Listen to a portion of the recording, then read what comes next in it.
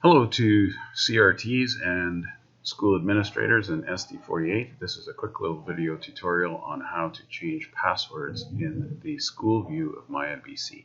So the first thing what you want to do is log on to your MyEdBC account.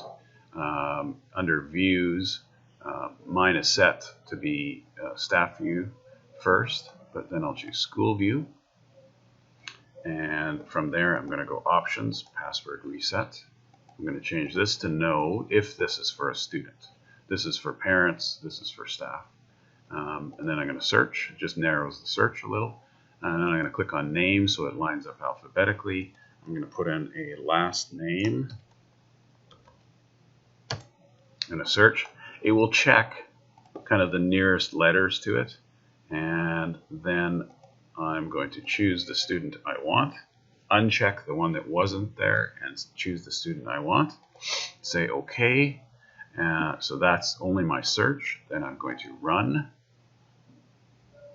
And normally it would say the user account for this person has been unlocked. However, an error was encountered when sending the password recovery email. That means that the school district does not have a proper email address in for the student. And I'll show you in another quick video how to address that. The user's temporary password is this right here. And so I'll have to give him that temporary password.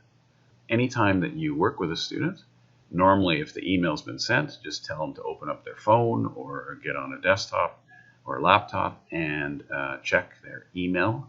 In there it will be an email from MyEdBC, and what they can do then is use that temporary password. Now the password they should choose needs to be complicated. It can't use their name, it can't use consecutive numbers, it can't use their birth date. It needs a capital, a lowercase, a symbol, and a number, and 8 or more. So something like pepper with a capital P, hyphen, which is a symbol, and then a number. Thanks for watching.